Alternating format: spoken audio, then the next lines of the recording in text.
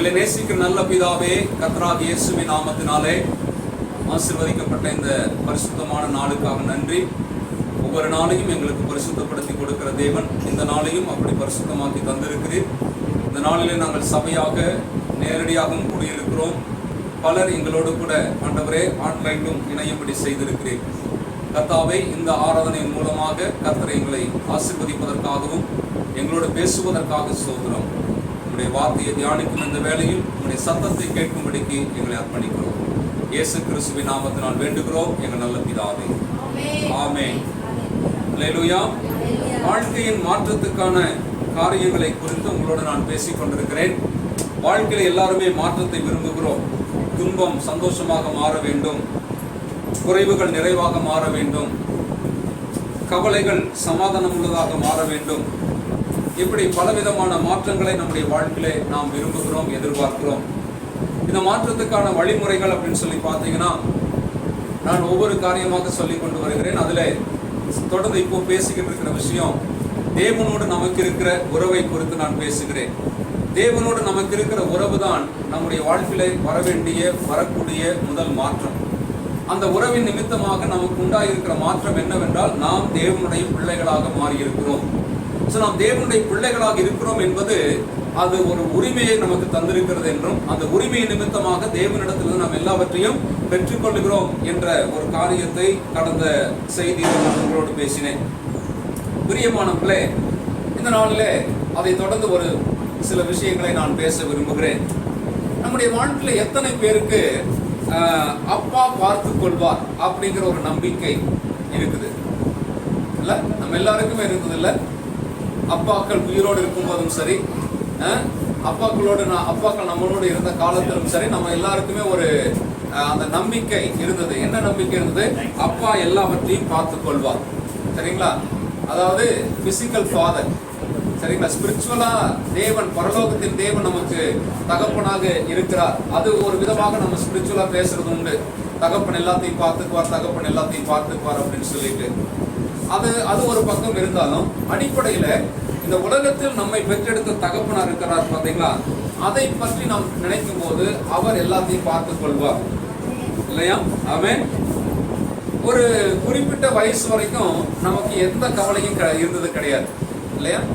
நம்ம குழந்தைகளை பெற்றெடுத்துக்கிட்ட பிறகு நம்ம குழந்தைகளை பார்க்கும்போது நம்ம சொல்லுவோம், பாரு அதுக்கு ஏதாவது கவலை இருக்குதா பாரு, அது பாட்டுக்கு சந்தோஷமா விளையாடிட்டு இருக்குது. நம்ம தான் என்ன செய்யணும், அடுத்த நாளைக்கு 1ஆம் தேதி பிறந்துருச்சு, வாடகை கட்டணும் அப்படிங்கிற ஒரு கவலை இருக்கு. இன்னைக்கு எலக்ட்ரிசிட்டி பில்லுக்கு கடைசி நாள் வந்துருச்சு, அது எலக்ட்ரிசிட்டி பில் கட்டணும், இஎம்ஐ கட்டுறதுக்கு அப்படின்னு சொல்லி. ஆனா அந்த குழந்தைகளுக்கு அதை பற்றியெல்லாம் ஒண்ணுமே என்னது கவலை கிடையாது. அப்போ ஒரு குறிப்பிட்ட வயசு வரைக்கும் பார்த்தீங்கன்னா நமக்கு கவலை இல்லாமல் வாழ்ந்த காலங்கள் உண்டு இல்லையா? நம்முடைய வாழ்க்கையில கூட நம்ம எப்படி இருந்திருக்கிறோம், ஒரு குறிப்பிட்ட வயசு வரைக்கும் கவலை இல்லாமல் வாழ்ந்திருக்கிறோம். ஏன் அப்படின்னா, நமக்கு அதை பற்றி, அந்த தேவையை பற்றியோ, அது நமக்கு வேணும், அது நமக்கு எப்படி கிடைக்கும், அது யார் நமக்கு தருவாங்க அப்படிங்கிற யோசனையெல்லாம் நமக்கு இருந்ததே கிடையாது. குழந்தைகளுக்கு அந்த நினைப்பெல்லாம் இருக்கிறது கிடையாது. ஆனா அந்த குழந்தைக்கு தேவையான அந்த எல்லாவற்றையும் குறித்து கவலைப்பட்டது யாரு? அப்பா தான் கவலைப்பட்டிருக்காரு இல்லைங்களா? அப்பாவும் அம்மாவும் தான் என்ன பண்ணியிருக்கிறாங்க, கவலைப்பட்டிருக்கிறாங்க. அவங்க தான், ஐயோ நம்ம குழந்தைக்கு ட்ரெஸ் வாங்கி தரணும், சாப்பாடு ஊட்டணும், ஸ்கூலில் சேர்க்கணும் அப்படிங்கிற கவலையெல்லாம் யாருக்கு இருந்தது? பெற்றோருக்கு தான் இருந்தது. அப்போ ஒரு குறிப்பிட்ட வயசு வரைக்கும் அந்த கவலை இல்லை. ஆனால் ஒரு குறிப்பிட்ட வயசுக்கு அப்புறம் நமக்கு கவலை வர ஆரம்பிச்சிருச்சு இல்லையா? இப்போ பருவங்கள் மாறும்போது, காலங்கள் மாறும்போது, இப்போ நமக்குள்ள என்ன வந்துருச்சு? கவலை தானாக புகுந்துருச்சு. இப்போ நம்ம ஒரு விஷயத்த மறந்துட்டோம். என்ன அப்படின்னா, சரீர பிரகாரமான ஒரு தகப்பன் நம்மை பெற்றெடுத்து வளர்க்கும் பொழுது ஒரு குறிப்பிட்ட காலம் வரைக்கும் அவர் பார்த்துக்குவார், அல்லது அவரால் அது சந்திக்கப்படும் அப்படிங்கிற ஒரு நம்பிக்கை, அந்த உணர்வு நமக்கு இல்லாவிட்டாலும் கூட அந்த ஒரு சமாதானம் குழந்தையா இருக்கிற காலத்துல நமக்கு இருந்தது இல்லையா? அதே போலதான் ஆவிக்குரிய பிரகாரமாக பரலோகத்தின் தேவன், அவருக்கு நாம் பிள்ளைகளாக இருக்கிறோம். அல்லேலூயா. அவருக்கு நாம் யாரா இருக்கிறோம்? பிள்ளைகளாக இருக்கிறோம். அப்போ அந்த உறவை நிமித்தமாக தேவன் நம்மிடத்தில் எதிர்பார்க்கிறது என்னன்னா, நாமும் அதை போல கவலைப்படாமல் இருக்க வேண்டும் என்று தேவன் விரும்புகிறார். அல்லேலூயா. சில நேரத்துல நம்முடைய உலக பிரகாரமான தகப்பன் பாத்தீங்கன்னா, அவராக விரும்பி செய்த காரியங்கள் நமக்கு உண்டு இல்லையா? அவரா விருப்பப்பட்டு செஞ்சது. நம்ம ஆசைப்பட்டிருக்க மாட்டோம் அந்த நேரத்துல. ஆனா அவர் என்ன பண்ணிருப்பாரு, நமக்கு இந்த ட்ரெஸ் கொடுத்தனா என் குழந்தைக்கு நல்லா இருக்கும், இந்த சாப்பாடு என் குழந்தைக்கு வாங்கி தரணும் அப்படின்னு சொல்லி அவரா விருப்பப்பட்டு அவரா யோசித்து என்ன பண்ணிருக்காரு, நமக்கு சில விஷயங்களை செஞ்சிருக்காரு. அதுக்கப்புறம் அவர் என்ன செஞ்சிருக்காரு, நாம் விரும்பினதை செஞ்சிருக்காரு. இல்லையா? கடைக்கு நம்மளை கூட்டிட்டு போகும்போது நம்ம கடையில் ஏதோ ஒன்று பார்த்து கை நீட்டி கேட்போம், இந்த சாக்லேட் வேணும், இந்த பிஸ்கட் வேணும், இந்த ட்ரெஸ் வேணும் அப்படின்னு சொல்லும் போது நம்முடைய அப்பா என்ன பண்ணியிருக்காரு, நம்ம என்ன விருப்பப்பட்டோமோ அந்த விருப்பத்தை அவர் செஞ்சு கொடுத்திருக்காரு. அப்போ அவருடைய விருப்பத்தின்படி அவர் செய்தது ஒரு பக்கம் இருந்தது, இன்னொரு பக்கம் என்னது, நம்முடைய விருப்பத்தின்படியும் அவர் செய்கிறார். சரி, இப்போ இந்த ஒரு சிந்தனை உணர்வோடு கூட நீங்க அப்படியே பரலோக தேவனை நோக்கி பாருங்க. பரலோக தகப்பன், பரம தகப்பன், அவரை நம்ம நோக்கி பார்க்கும் பொழுது அவர் எப்படி நமக்கு செஞ்சிருக்கிறாரு அப்படின்னு பாத்தீங்கன்னா, வேதம் எப்படி நமக்கு சொல்லுகிறது.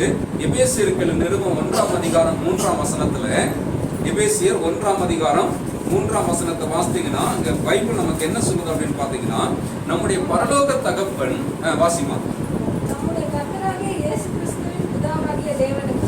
நம்முடைய கர்த்தராகிய பிதாவாகிய தேவனுக்கு ஸ்தோத்திரம். அவர் கிறிஸ்துவுக்குள் உன்னதங்களிலே ஆவிக்குரிய சகல ஆசீர்வாதத்தினாலும் நம்மை ஆசீர்வதித்திருக்கிறார். எங்க அந்த ஆசீர்வாதத்தை எப்ப கொடுத்திருக்காரு, அதுல தொடர்ந்து வாசித்து பாருங்க. உலக தோற்றத்திற்கு முன்னே அப்படிங்கிற ஒரு வார்த்தை வருதுங்க. அதுல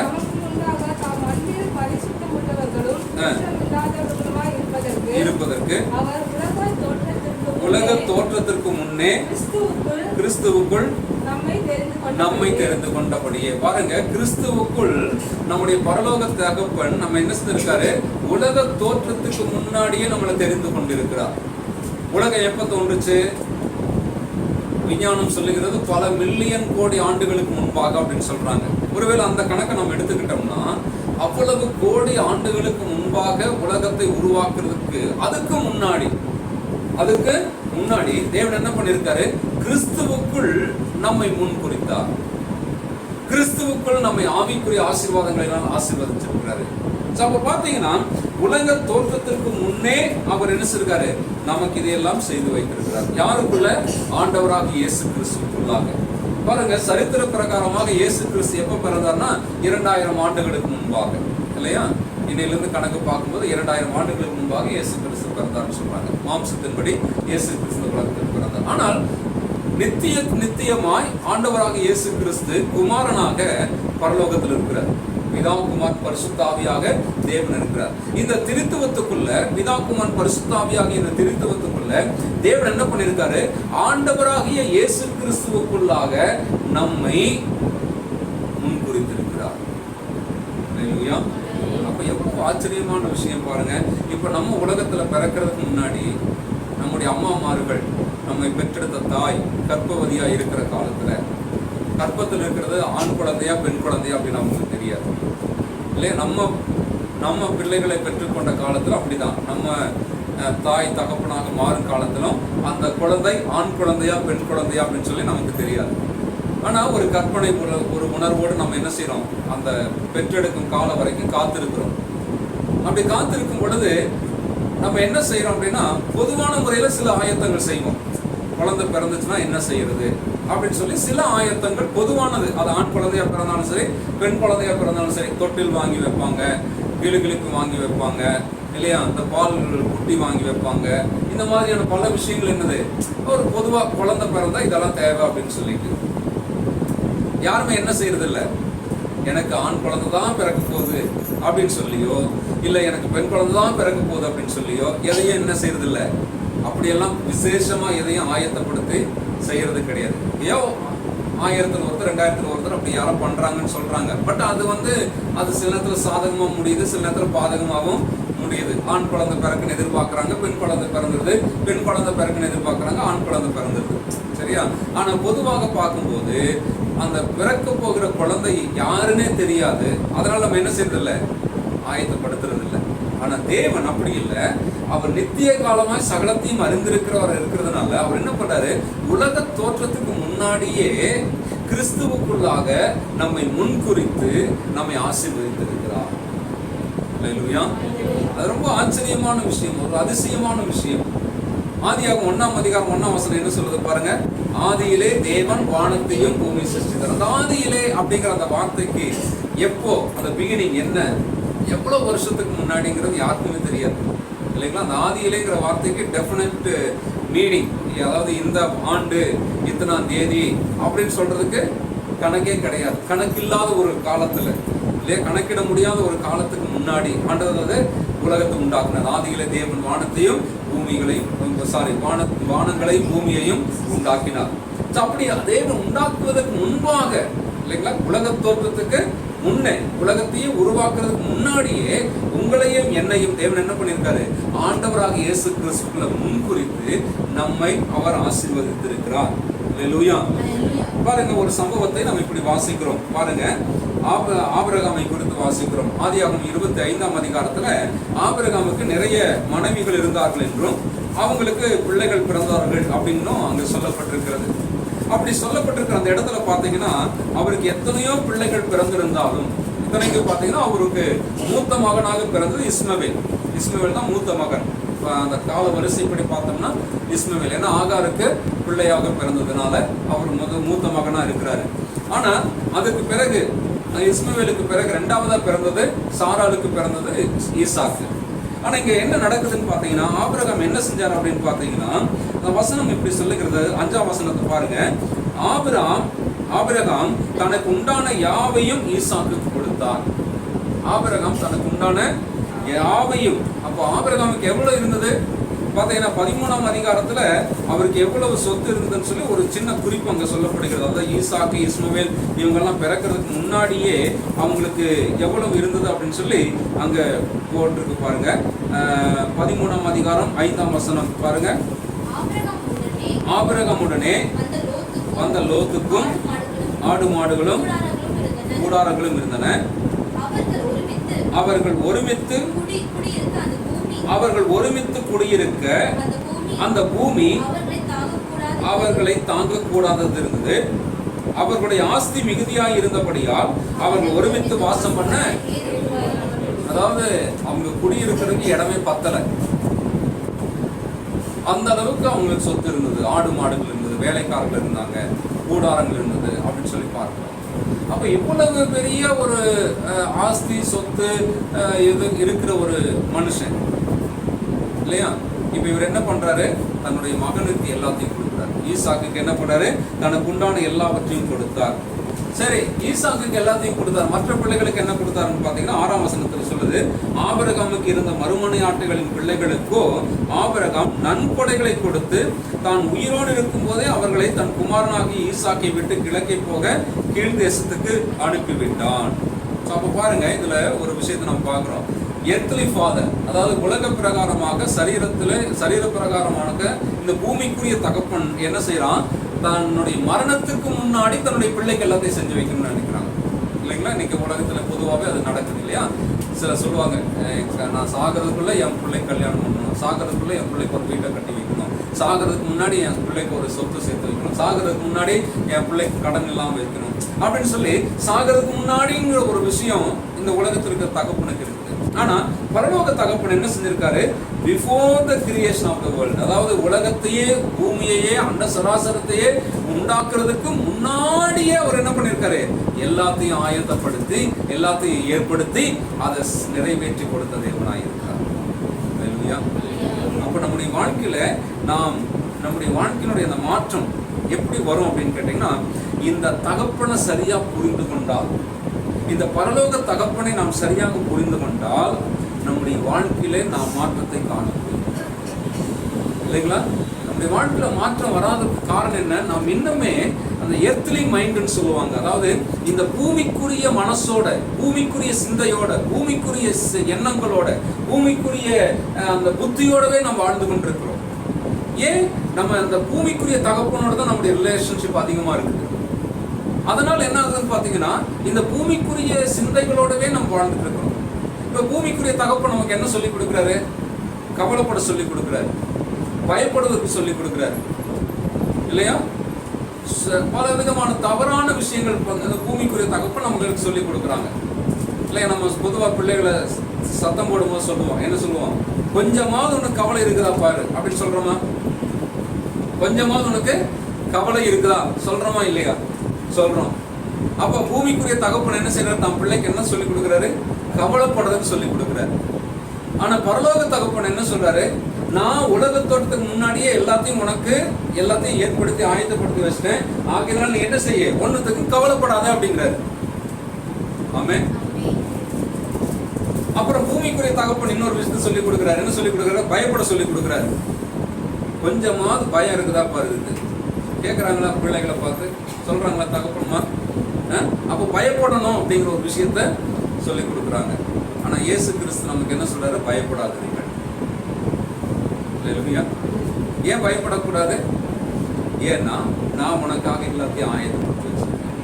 நான் உனக்காக, நீ யோசிக்கிறதுக்கு முன்னாடி, நீங்க அதை பத்தி சிந்திக்கிறதுக்கு முன்னாடி, நீ அதை பற்றி கவலைப்படுறதுக்கு முன்னாடி, நீ அதை குறித்து பயப்படுறதுக்கு முன்னாடி, இந்த உலகமே உருவாக்குறதுக்கு முன்னாடியே நான் என்ன பண்ணிட்டேன்? உனக்கான எல்லாவற்றையும் ஆயத்தப்படுத்தி வச்சிருக்கிறேன். அந்த ஆதியாகமம் 1-2 அதிகாரங்கள் நீங்க படிக்கும்போது அதுல ஒரு ஆச்சரியமான விஷயம் இருக்கு. என்ன தெரியுங்களா?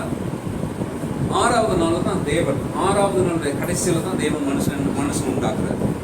ஆனா அந்த மனுஷன் உண்டாக்குறதுக்கு முன்னாடி அந்த மனுஷனுக்கு என்னெல்லாம் வேணும் இல்ல? அந்த மனுஷனுக்கு என்னெல்லாம் வேணும்? மனுஷனுக்கு தண்ணி வேணும், காத்து வேணும், நிலம் வேணும், இல்ல பறவைகள் வேணும், மீன்கள் வேணும், மிருகங்கள் வேணும், மரச்செடி கொடிகள் வேணும், நிழல் வேணும், மேகம் வேணும், என்னென்ன வேணும் எல்லாத்தையுமே ஆண்டவர் என்ன பண்றாரு? முன்னாடி சிருஷ்டித்துட்டு அப்புறம் கடைசியில தான் மனுஷன் உண்டாக்கி என்ன பண்ணாரு? கொண்டு வந்து இது அப்பா இதெல்லாம் வச்சு அனுப்பிச்சு. இவ்வளவு நேர்த்தியாக நமக்காக செய்திருக்கிற அந்த பரலோக தகப்பனை, அந்த உறவை நாம் சரியா புரிஞ்சுக்கிட்டோம்னா நம்முடைய வாழ்க்கையில மாற்றத்தை நாம் காண முடியும். சரி, இப்போ இந்த ஃபாதர் சன் ரிலேஷன்ஷிப், அதாவது ஃபாதர் சைல்டு, தகப்பன் பிள்ளை, இந்த உறவுல நம்ம எப்படி இருக்கும்? பரலோக தகப்பன் இருக்கிறாரு, நம்ம எல்லாருமே அவருக்கு பிள்ளைகள் இல்லையா? நமக்கு அவருடைய பிள்ளைகளாகும்படிக்கு அதிகாரத்தை தேவன் நமக்கு கொடுத்திருக்கிறார். அப்ப பரலோகத்துக்கு தேவனுக்கு பிள்ளைகளாகும் அதிகாரத்தை கொடுத்திருக்கிற தேவன் நாம எப்படி அந்த அப்பா பிள்ளை உறவுல இருக்கணும் அப்படிங்கிறதுக்கு பர்ஃபெக்ட் எக்ஸாம்பிள், மிக சிறந்த ஒரு எடுத்துக்காட்டு எங்க இருக்குது அப்படின்னா, பிதாவுக்கும் ஆண்டவராக இயேசு கிறிஸ்து, குமாரனாக இயேசு கிறிஸ்துக்கு இடையில இருக்கிற அந்த உறவு தான். அதை புரிஞ்சுக்கிட்டோம்னா நம்ம ஆண்டவரோட, பிதாவோட நம்முடைய உறவை சரியா வச்சுக்கலாம். அப்ப அங்கிருந்து நம்ம என்ன கற்றுக்கொள்ள முடியும் அப்படின்னு கேட்டீங்கன்னா, அதுக்கு நம்ம எங்க போக வேண்டியதா இருக்கு? அதை பத்தி நிறைய படிக்கலாம். அதுல இன்னைக்கு நான் உங்களுக்கு சொல்ல போகிற பகுதி எங்க இருந்துன்னா, யோவான் எழுதின நற்செய்தி நூல் 17ஆம் அதிகாரத்துல ஆண்டவர் ஒரு ஜெபத்தை செய்கிறார். ஆண்டவராக இயேசு கிறிஸ்து ஒரு ஜெபத்தை செய்கிறார். அந்த ஜெபத்திலிருந்து தான் நம்ம இன்னைக்கு அதை அறிந்து கொள்ள போகிறோம். அந்த 17ஆம் அதிகாரம் 2ஆம் வசனம் எப்படி தொடங்குதுன்னு பாருங்க. பிதாவே. எப்படி தொடங்குது? பிதாவே. சரி, நல்லா பாருங்க. இந்த வேதத்துல 2-3 இடத்துல இயேசு கிறிஸ்து தேவனை பிதா என்று அழைக்கிறார். சரிங்களா? பரமண்டல ஜெபம் சொல்லி கொடுக்கும் போது அந்த இடத்துல அப்படிதான் சொல்ற, பரலோகத்திற்கு எங்கள் பிதாவே. இந்த பேட்டர்ங்கிறதா ஃபாதர்னு வருது. சரிங்களா? அந்த பேட்டர் அல்ல அந்த பாட்டர் அப்படிங்கிற வார்த்தை, பிதா அப்படிங்கிறது ஒரு கணத்துக்குரிய தகப்பனாக அது காட்டுகிறது. அப்பா அப்படிங்கிற வார்த்தை செல்லம்மா அப்பாவை கூப்பிடுறது. சரிங்களா? இப்ப நம்ம குழந்தைங்க நம்மளை என்ன செல்லம்மா கூப்பிடும்போது என்ன சொல்றது? டேடின்னு கூப்பிடுது இல்லையா? அந்த டேடின்னு கூப்பிடுற அந்த செல்ல வார்த்தை, செல்ல பிள்ளைகள் அப்பாவை கூப்பிடுறது இல்லையா? அது கிரேக்க மொழியில அப்பா, அப்பா, அதான் நம்ம அப்பான்னு சொல்லிட்டு இருக்கோம். சரிங்களா? அந்த அப்பாங்கிற வார்த்தையானது தன்னுடைய தந்தையை செல்லமாக கூப்பிடும். அதே சமயம் பிதா என்று கூப்பிடும் பொழுது அது எதை காட்டுது அப்படின்னு கேட்டீங்கன்னா, பிதாவை ஒரு உயர்வான கணத்துக்குரிய நபராகவும், பிதாவே எல்லாவற்றையும் கவனித்துக் கொள்ளுகிறவர், பிதாவை எல்லாவற்றையும் நிறைவேற்றுகிறவராகவும் காண்பிக்கப்படுகிறார். அப்ப இந்த இடத்துல இயேசு கிறிஸ்து என்ன சொல்றாரு பாருங்க, பிதாவே என்று அழைக்கிறார். சோ பூமியில அவர் மனிதனாக பிறந்த அந்த காலங்களில, வாழ்ந்த காலங்களில அவர் என்ன செய்யறாரு? எப்பொழுதுமே தேவனோடு தனக்கு இருக்கிற அந்த உறவிலே அவரை பிதா என்று அழைத்து, தனக்கும் தன்னுடைய பிதாவுக்கும் இருக்கிற உறவை அடிக்கடி அவர் என்ன பண்ணியிருக்காரு? அதை அங்கீகாரப்படுத்தி பேசிக்கொண்டே இருக்கிறார். நல்லா கவனிங்க. இயேசு கிறிஸ்து பிறந்து வளர்ந்த அந்த காலத்துல இஸ்ரவேல் தேசத்தில் இருந்த யூதர்கள் தேவனை மகா உன்னதமானவராகவும் பெரியவராகவும் மதிச்சுட்டு வர்றாங்க. பயத்துக்குரியவராக அவங்க பார்த்துட்டு வர்றாங்க. அப்படிப்பட்ட அந்த மக்களுக்கு மத்தியில இயேசு கிறிஸ்து தேவனை யாருன்னு கூப்பிடுறாரு? பிதான்னு கூப்பிடுறாரு. பிதா, அதாவது எனக்கு அவரு உறவு, அவர் எனக்கு தகப்பன் அப்படிங்கிற அந்த உறவுல பேசுறாரு. அப்ப அந்த மாதிரி நம்முடைய வாழ்க்கையில நமக்கு ஆண்டவருக்கும் இருக்கிற அந்த உறவை நாம் என்ன செய்யணும்? ரொம்ப அந்த நெருக்கமாக நாம் புரிஞ்சுக்கணும். நம்ம ஜெபம் பண்ணும்போது செய்யறோம், நம்முடைய ஜெபங்கள்ல அந்த வார்த்தையை பயன்படுத்துகிறோம். பரலோக பிதாவே, அப்பா, ஏசு அப்பா அப்படின்னு சொல்லி நம்ம சொல்றோம். ஆனா நான் ஒரு விஷயத்த சொல்றேன் பாருங்க, அந்த உணர்வு பிதாதான் எனக்கு தகப்பன், பிதாதான் எனக்கு அப்பா, தேவன் தான் என்னுடைய பிதா அப்படிங்கிற அந்த உணர்வு நம்முடைய உள்ளத்தில் எப்பவுமே அந்த உணர்வு நமக்கு இருந்து கொண்டே இருக்க வேண்டும். பாருங்க, இயேசு கிறிஸ்து இந்த பூமியில வாழ்ந்த காலத்துல அவர் இன்னொரு விஷயத்தை செய்யறாரு. என்ன செய்யறாருன்னு பாத்தீங்கன்னா, பூமிக்குரிய தகப்பனை விட பரலோக தகப்பனை தான் முக்கியப்படுத்தினார். அது ஒரு விஷயத்தை நம்ம கவனிக்க முடியும். பூமிக்குரிய தகப்பனை விட பரலோகத்துக்குரிய தகப்பனை முக்கியப்படுத்துறார். அப்படின்னா அப்ப இந்த பூமிக்குரிய தகப்பனை முக்கியப்படுத்தக்கூடாது என்ற அர்த்தம் அல்ல, பூமிக்குரிய தகப்பனை கனப்படுத்தக்கூடாது என்ற அர்த்தம் அல்ல.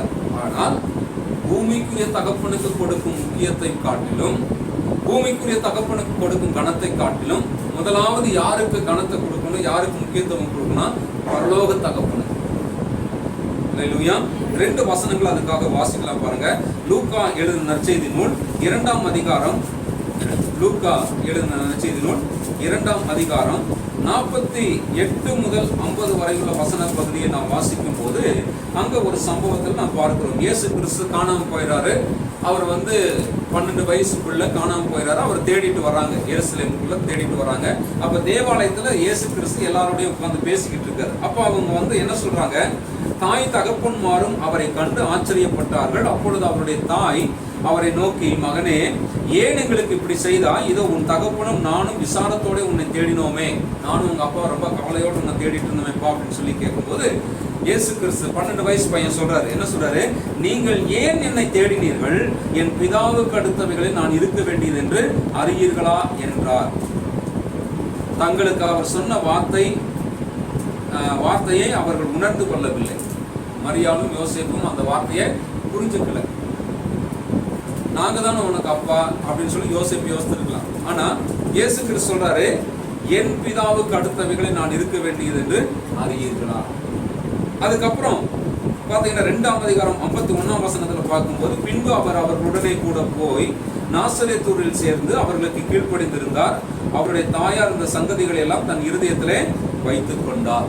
அப்ப பாருங்க, இயேசு கிறிஸ்து பரலோக தகப்பனுக்கு முக்கியத்துவம் கொடுக்கிறார். என் பிதாவுக்கு அடுத்தவைகளில் நான் கவனமாக இருக்க வேண்டும் என்று உங்களுக்கு தெரியாதா அப்படின்னு சொல்லிட்டு, அதனால நான் உங்களுக்கு கீழ்ப்படியெல்லாம் மாட்டேன், நீங்க பாட்டுக்கு போயிட்டு வாங்க, என்னையே தேடி வந்தீங்க, நான் உங்களோட வர மாட்டேன் அப்படின்லாம் அவர் சொல்லலை. அவர் என்ன பண்றாரு? அவங்களோட போறாரு, தாய் தகப்பனோடு இருந்து அவங்களுக்கு கீழ்ப்படித்திருந்தார். அல்லேலூயா. அப்ப நம்முடைய வாழ்க்கையில நம்ம அப்பா அம்மாவுக்கு கீழ்ப்படியணும், அவங்களை கனப்படுத்தணும், அது கரெக்டு தான். ஆனா அதை விட முதலாவது யாரை கனப்படுத்தணும் அப்படின்னா பரலோக தகப்பன். அல்லேலூயா. யாரை கனப்படுத்தணும்? பரலோக தகப்பனை கனப்படுத்தணும். அப்ப எங்க அப்பா கிட்ட எனக்கு சரியான ரிலேஷன்ஷிப் இருக்குது அப்படின்னு சொன்னா, பிதாவாகிய தேவனிடத்தில் என்னுடைய உறவு சரியா இருக்குதுன்னு சொன்னா, பிதாவாகிய தேவனை நான் சரியா அவரோட சரியான உறவில் நான் இருக்கிறேன் அப்படின்னு சொன்னா, நான் என்ன செய்யணும்? பிதாவை கனப்படுத்த வேண்டும். நான் என்ன செய்ய வேண்டும்? பிதாவை கனப்படுத்த வேண்டும். அல்லேலூயா. அடுத்தது 4ஆம் வசனத்தை வாசிக்கலாம். 4வது வசனம், உம்மை மகிமைப்படுத்தினேன் அப்படின்னு ஒரு வார்த்தை இருக்கு பாருங்க. வாசிங்க. 4ஆம் வசனம் 17:4, யோவான் 17:4.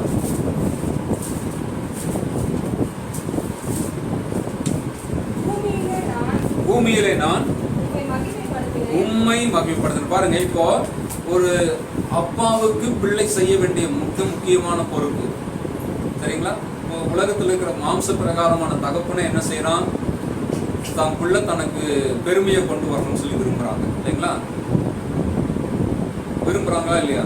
இல்லை, ஸ்கூல் படிக்கும் போது, ஸ்போர்ட்ஸ் விளையாடும் போது, இந்த மாதிரி எல்லா சந்தர்ப்பத்திலும் எல்லா சூழ்நிலையிலையும் அப்பா என்ன செய்யறாங்க? என்ன விரும்புறாங்க? இந்த பையன் என் பேரை காப்பாற்றணும், எனக்கு பேரை கொண்டு வரணும் இல்லையா. நாளைக்கு வந்து தெரு வழியாக நம்ம அப்பா நடந்து போகும்போது நாங்கள் உங்கள் பையன் இப்படி அங்கே ரோட்டாண்ட தகராறு பண்ணிட்டு இருந்தான் அப்படின்னு சொன்னால் அது அப்பாவுக்கு தலை குனிவான்னு நினைப்பார். ஆனால் அதே பையனை அதே அப்பாவை பார்த்து உங்கள் பையன் தான் அங்கே ஸ்கூல் ஃபஸ்ட்டு வந்துட்டான் அப்படின்னு சொன்னால் அந்த அப்பாவுக்கு என்ன செய்யும், பெருமையாக இருக்கும். அப்போ அந்த உலகத்தில் இருக்கிற தகப்பனுக்கு என்ன இருக்குது, அந்த ஒரு பெருமையை எதிர்பார்க்குறாங்க அப்படிங்கிற ஒரு விஷயம் இருக்குது.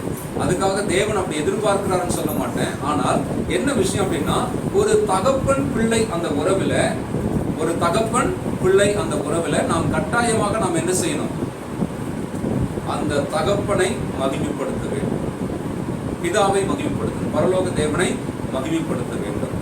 எப்படிங்க மகிமைப்படுத்துறது? நம்ம எல்லாரும் என்ன நினைச்சிட்டு இருக்கிறோம், சண்டே வர்ஷிப் செய்யும் போது பிதாவை நாங்கள் மகிழ்ப்படுத்துகிறோம் அப்படின்னு 2 தடவை கையாசிட்டா நம்ம மகிழ்ப்படுத்திட்டோம்னு நினைக்கிறோம் இல்லையா. அப்படிதானே சொல்றாங்க, எல்லாரும் கைகளை உயர்த்தி பிதாவை மகிழ்ப்படுத்துவோம் அப்படின்னு சொன்னா எல்லாரும் கையை உயர்த்தி நினைச்சுக்கிறோம். அது இல்லை, அது இல்லை. இயேசு எப்படி மகிழ்ப்படுத்தினா அப்படின்னு கேட்டீங்கன்னா,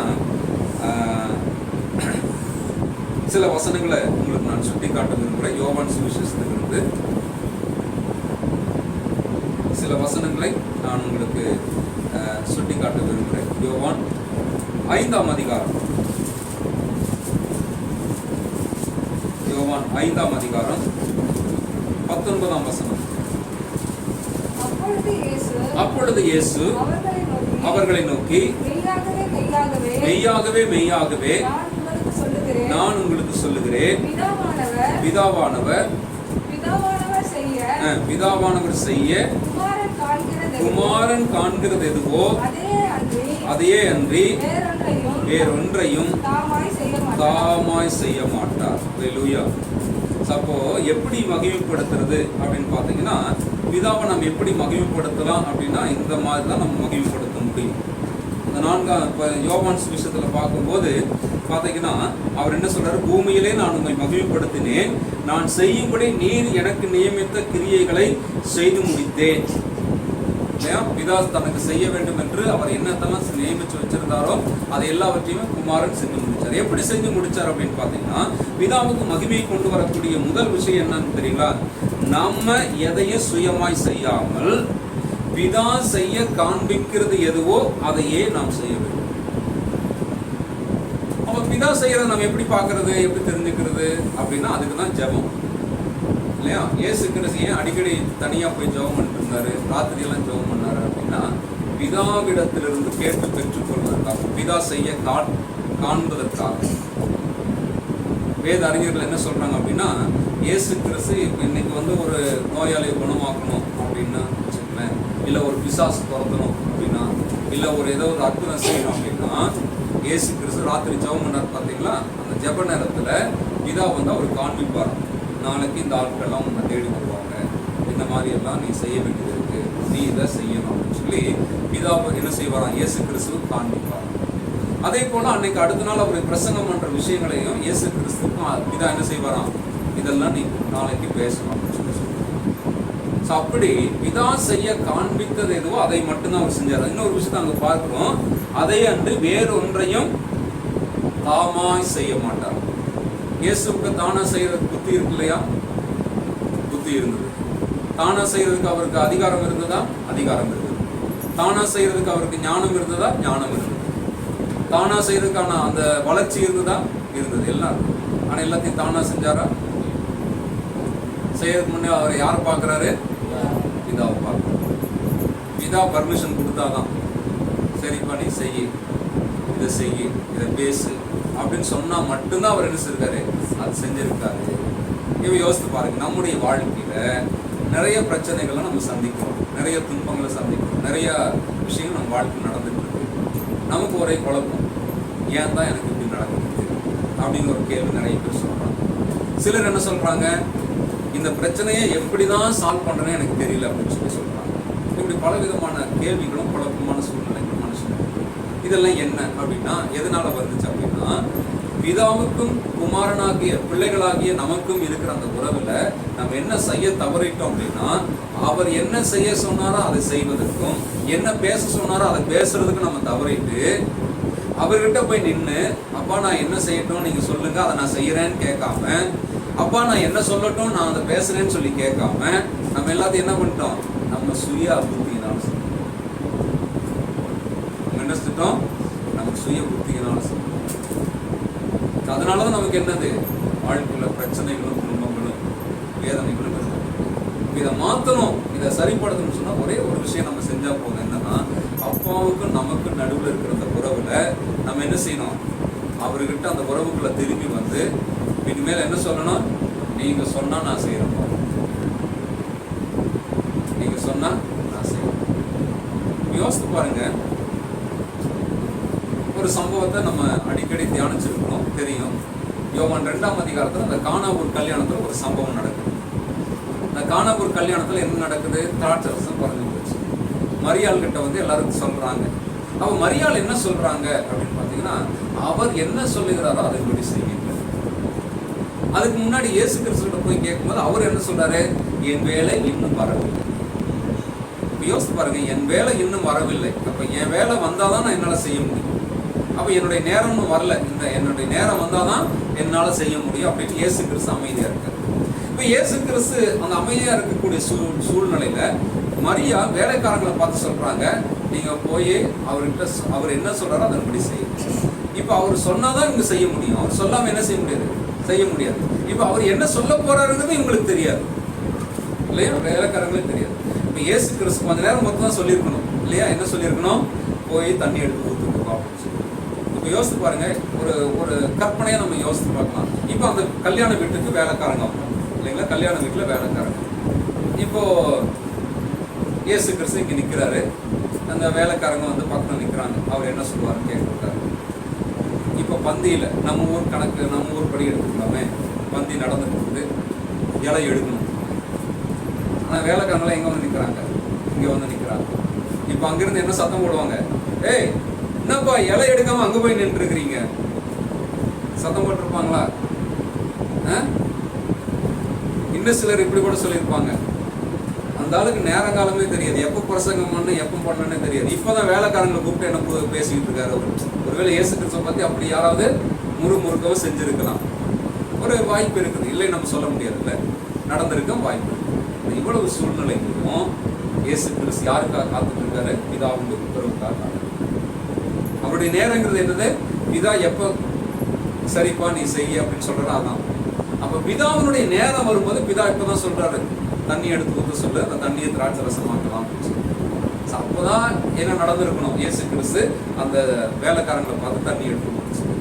இப்போ யோசித்து பாருங்க, இயேசு கிறிஸ்து தன்னுடைய வாழ்க்கையில அவர் சிறு வயது தொடங்கி தன்னுடைய மரணத்தின் கடைசி நாள் வரைக்கும், கடைசி நேரம் வரைக்கும் அவர் எதையுமே என்ன செய்யல? தானாய் செய்யவில்லை. பிதா செய்ய குமாரன் காண்கிறது எதுவோ அதே அன்று வேறொன்றையும் அவர் செய்யவில்லை. அதுக்கப்புறம் இன்னொரு வசனத்தை பாருங்க, அதே 5ஆம் அதிகாரம் 30ஆம் வசனத்துல பாருங்க, நான் என் சுயமாய் ஒன்றும் செய்கிறதில்லை, நான் கேட்கிறபடியே நியாயம் தீர்க்கிறேன். எனக்கு சித்தமானதை நான் தேடாமல் என்னை அனுப்பின பிதாவுக்கு சித்தமானதையே நான் தேடுகிறபடியால் என் தீர்ப்பு நீதியாயிருக்கும். அப்போ இங்கேயும் பார்க்கிறோம், அவர் சுயமாய் ஒன்றும் செய்கிறதில்லை. அப்ப சுயமா ஒருத்தர் செஞ்சாங்கன்னா அவங்களுடைய தீர்ப்பு தப்பா இருக்குதுன்னு அர்த்தம். அவங்க சொல்றாரு, நான் அப்படி செய்யாதனால என்னுடைய தீர்ப்பு சரியா இருக்குதுன்னு சொல்றாரு. என்னுடைய தீர்ப்பு நீதியா இருக்கிறது. சில நேரத்தில் நம்ம ஜட்ஜ் பண்றோம்ல, ஜட்ஜ்மெண்ட், சில விஷயங்கள், சில மனிதர்கள், சில சூழ்நிலைகளை பொறுத்து நம்ம ஜட்ஜ்மெண்ட் பாஸ் பண்றோம். அப்போ நம்ம பார்வையில நம்ம சரின்னு நினைச்சு ஜட்ஜ் பண்றோம், இன்னொருத்தருடைய பார்வையில அது தப்பா இருக்கு இல்லையா? சில நேரத்தில் நம்ம ஜட்ஜ் பண்றது தப்பா இருக்குது, இன்னொருத்தர் பார்வையில அது சரியா இருக்கு. அப்ப இது ஏன் அப்படின்னு கேட்டீங்கன்னா, நம்ம யார் சொல்றதை செய்யறது இல்லை, பிதா சொல்றதா நம்ம ஜட்ஜ் பண்றது இல்லை. யோசித்து பாருங்க, இப்போ நீங்க என்ன பாக்குறீங்க, இல்லை யாரோ ஒருத்தரை பாக்குறீங்க, அப்படி பார்க்கும்போது அவங்களுடைய பேச்சு, அவங்களுடைய செயல், அவங்களுடைய நடக்கையை பார்க்கும்போது நம்ம மனசுக்குள்ள அவங்கள பத்தின ஒரு ஜட்ஜ்மெண்ட் பாஸ் பண்றோம்.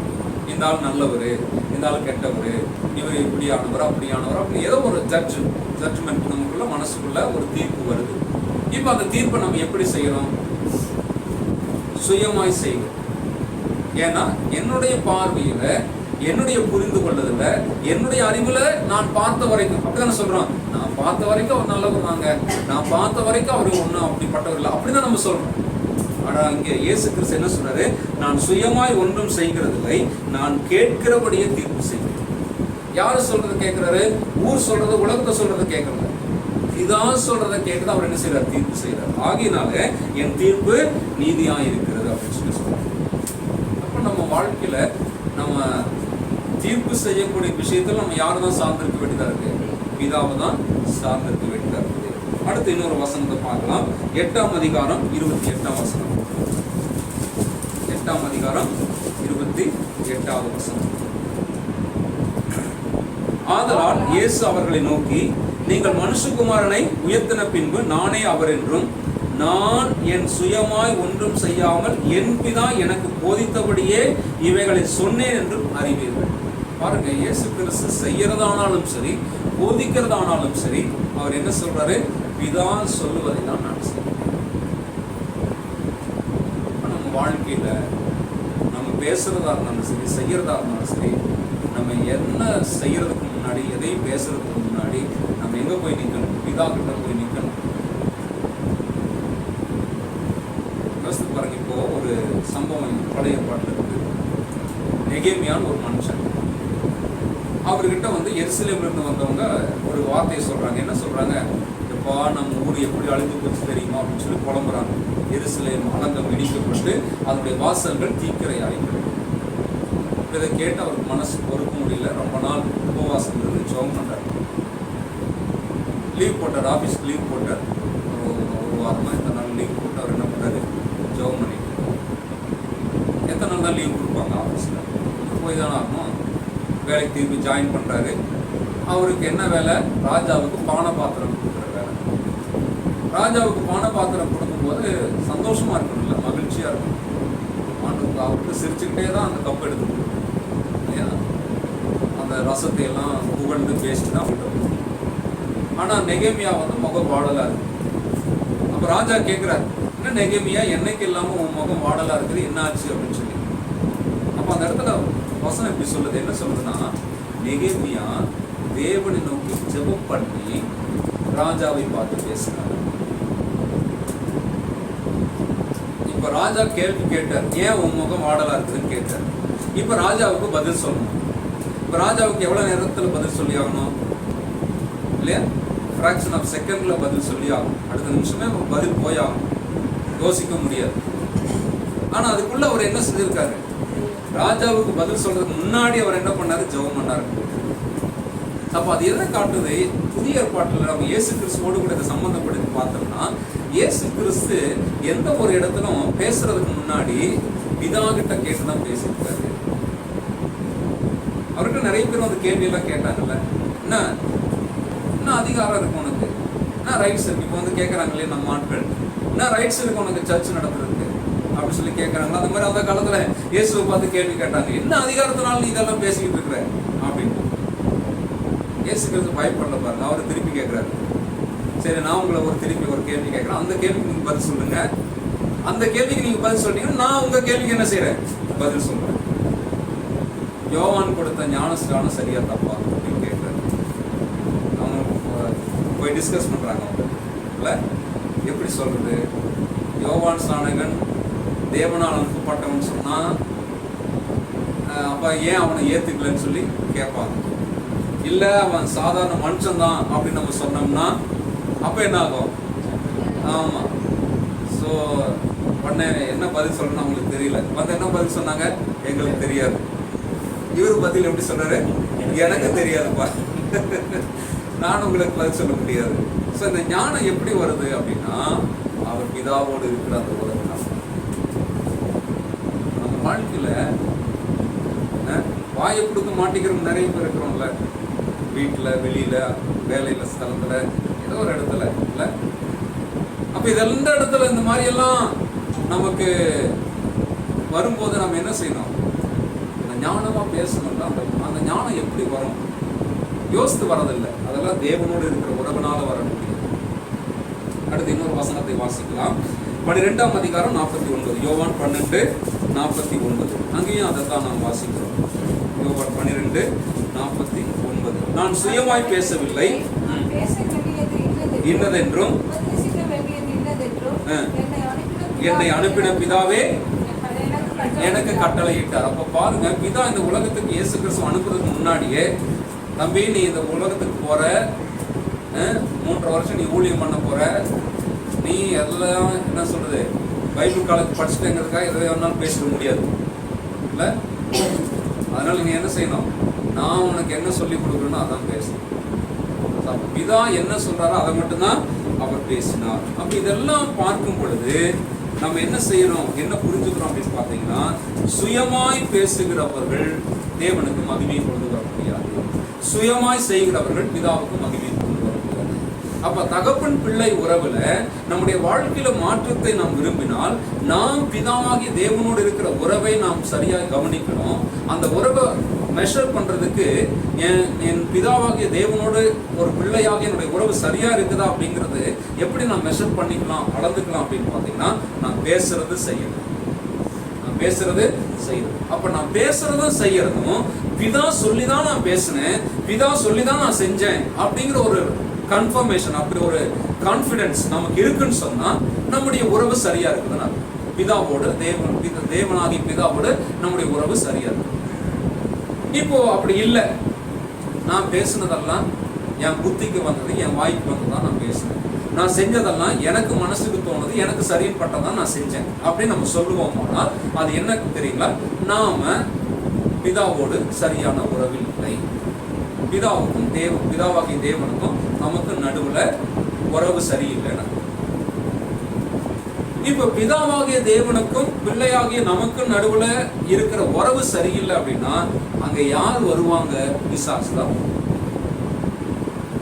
பிசாசு தான் வந்து என்ன செய்வான், நம்ம வாயில வார்த்தையை கொடுப்பான், நம்ம செய்களை கட்டுப்படுத்தும்.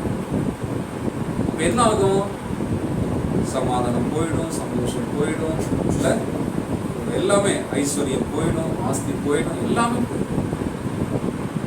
அப்ப வாழ்க்கையில் அப்புறம் உலகத்து மக்களை போலதான் நம்மளும் அந்த விரக்தியோட தான் உட்காந்துருப்போம். நான் தான் ஏன் தான் வாழ்றேன்னு தெரியலையே, நான் செத்தா நல்லா இருக்கும், நான் ஏன் தான் இருக்கிறேன்னு தெரியல, இன்னும் எவ்வளோ நாளைக்கு இந்த கஷ்டம், எப்படிதான் புலம்பிட்டு இருக்குமே தவிர வாழ்க்கையில ஒரு தைரியமோ சமாதானமோ நமக்கு.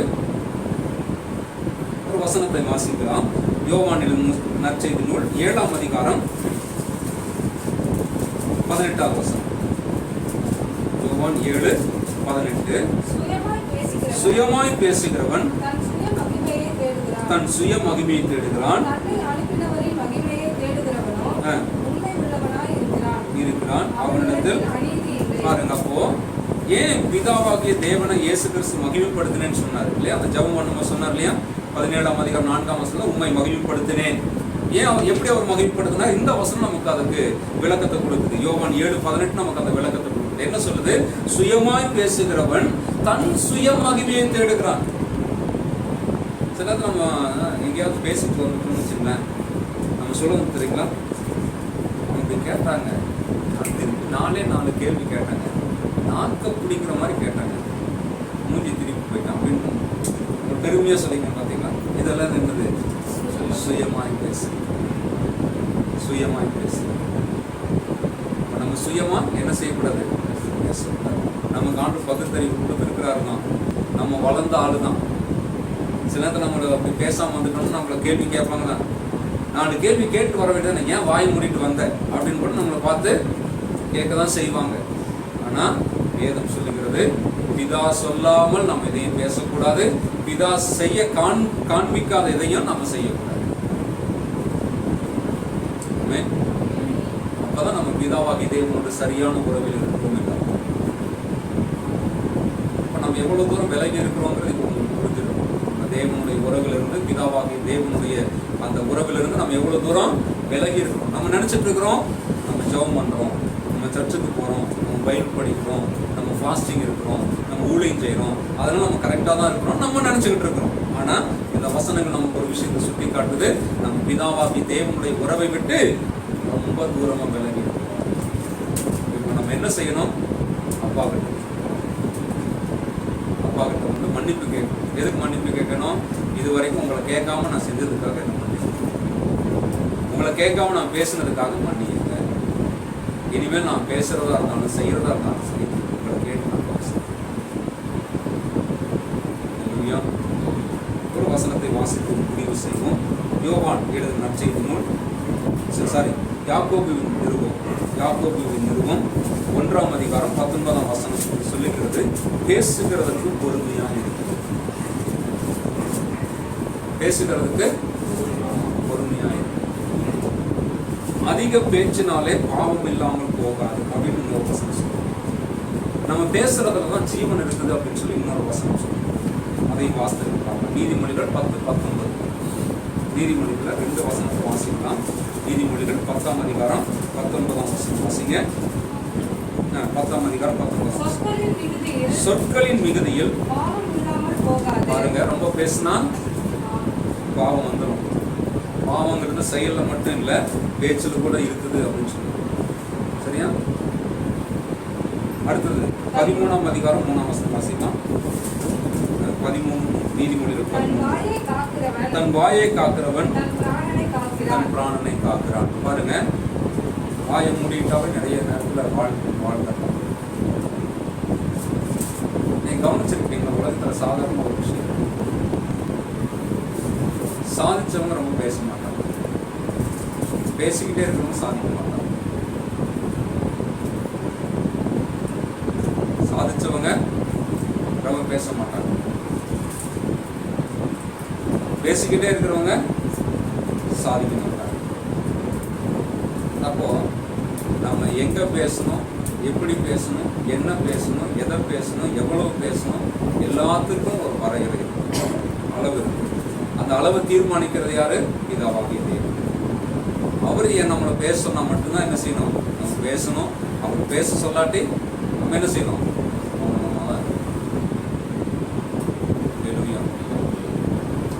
ஒரு ஊழியக்காரர் எனக்கு தெரிந்தவர், அவருக்கு சொல்வார், உங்க சர்ச் நடத்தக்கூடிய இடத்துக்கு ஆப்போசிட்ல ஒரு பயங்கர குடிக்காரர் உங்க சர்ச் நடத்தும் போதே வந்து நிற்பானா, ஏய் பாஸ்டர் கீழே இறங்கி வா அப்படின்னு சொல்லி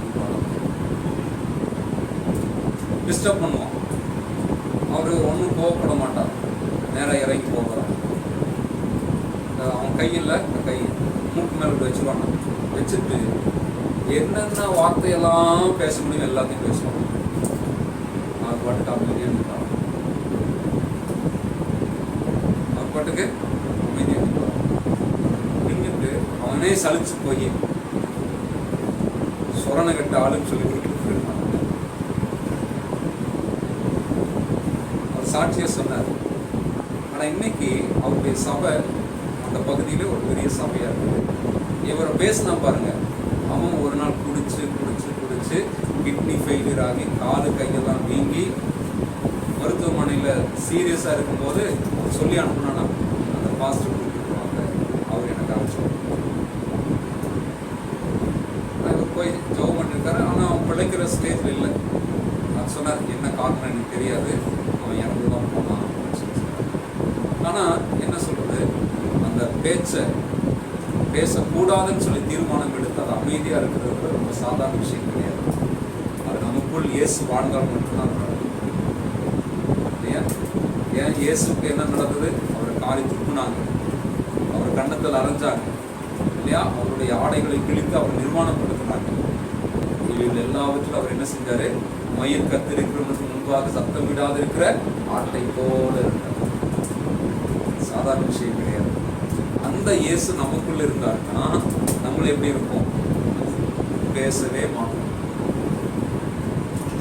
ஆகையினால பிதாவாகிய தேவனோடு நம்முடைய உறவை நம்ம என்ன செய்யணும்?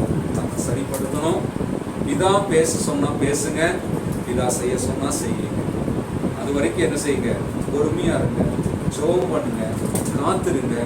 கர்த்தர் உங்களுக்காக யாவையும் நிச்சயமாய் எப்படி உலக தோற்றத்துக்கு முன்னாடி கிறிஸ்துவுக்குள்ள செஞ்சு முடிச்சிருக்கிறாரோ அதை போலவே இன்னும் தொடர்ந்து உங்களுக்காக செய்யும். அல்லேலூயா. நாம் ஜெபம். எங்களை நேசிக்கிற எங்கள் நல்ல பிதாவே, கர்த்தராகிய இயேசுவின் நாமத்தினாலே ஆசீர்வதிக்கப்பட்ட இந்த வேளையிலும் கர்த்தாவே நாங்கள் தியானித்த இந்த வசனத்துக்காக நன்றி சொல்லுகிறோம்.